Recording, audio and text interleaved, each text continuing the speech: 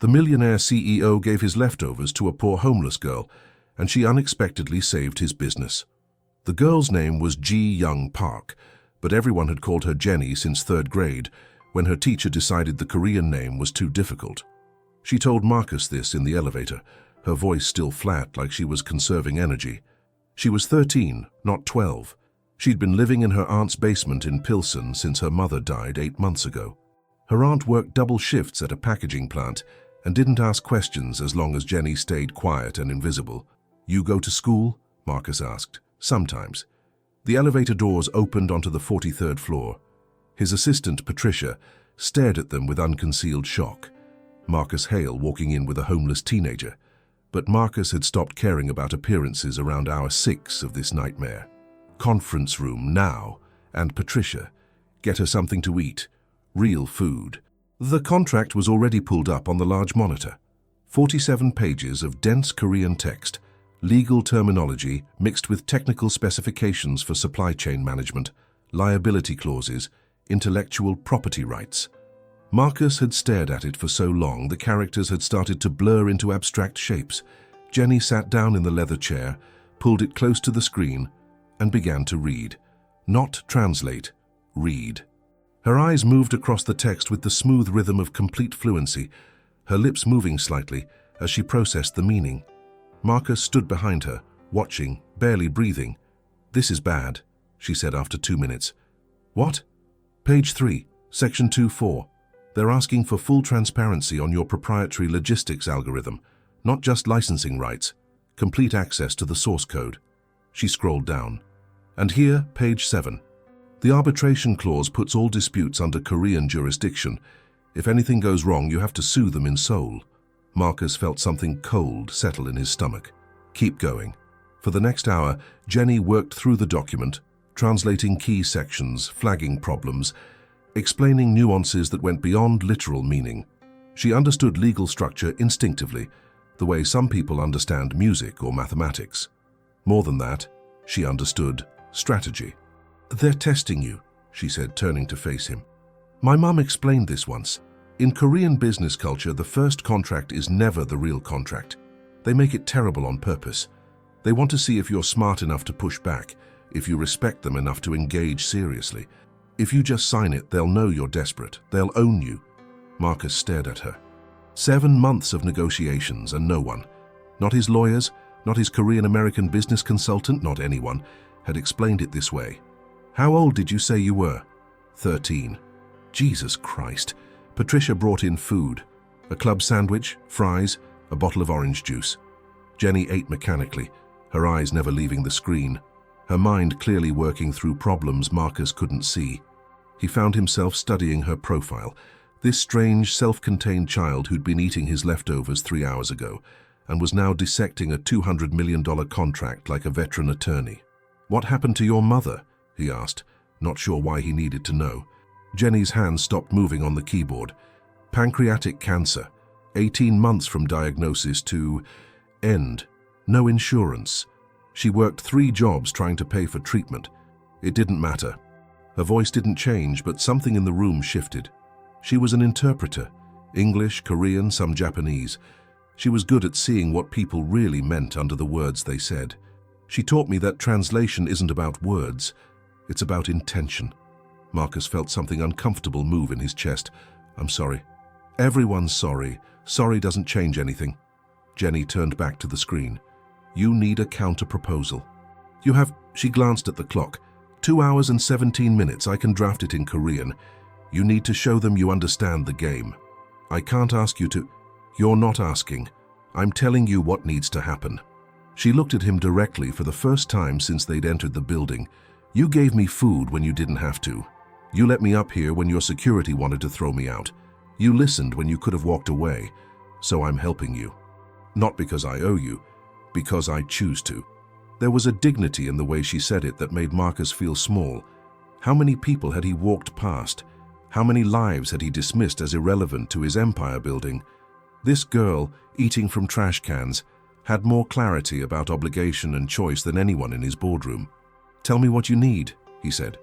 They worked together for the next 2 hours. Jenny drafted the counter-proposal in flawless Korean. adjusting terms, repositioning clauses, adding language that acknowledged the Korean partner's concerns while protecting Hale Dynamics' interests. Marcus called in his legal team, who stood behind Jenny's chair reading her work with growing astonishment. By 4:45, they had a document that was both respectful and firm, culturally aware and strategically sound. Marcus sent it at 4:53, 7 minutes before deadline. The response came at 6:15. Marcus was still in the conference room, Jenny sitting quietly in the corner eating a slice of pizza Patricia had ordered. When the email appeared, Marcus's hands were shaking so badly he could barely click it open. It was in Korean. Jenny stood up, walked over, read it in silence. "They accepted," she said. "Full terms." "They said," she paused, reading more carefully, "they said they're impressed by your commitment to cultural respect and your strategic acumen. They want to move forward immediately." The room erupted, his legal team cheering, Patricia crying, everyone talking at once. But Marcus was looking at Jenny, who stood apart from the celebration, her expression unchanged, like she'd known all along how this would end. "You saved me," Marcus said when the noise died down. "You saved the company. I translated some documents. You still have to run the business." "It was more than that." Jenny shrugged. "Maybe." Marcus sat down heavily in the chair.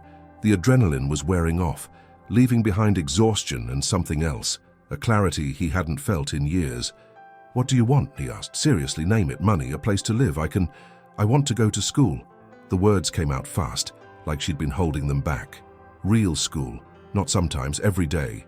I want to learn things. I want to stop being invisible." Marcus nodded slowly. "Done, full scholarship. Private school if you want. I'll set up a trust fund for college. And housing. We'll find you something better than your aunt's basement." "I can't leave my aunt. She took me in when no one else would." "Then we'll help her too. Better job, better place.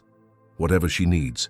For the first time, Jenny's careful mask cracked, her eyes filled with tears she didn't let fall. "Why?" "Because you're extraordinary. Because you deserve a chance. Because—" Marcus stopped, surprised by the emotion in his own voice. "Because I've spent 20 years building this empire, and I forgot what it was for. You reminded me." Jenny wiped her eyes with the sleeve of her stained hoodie. "I should go.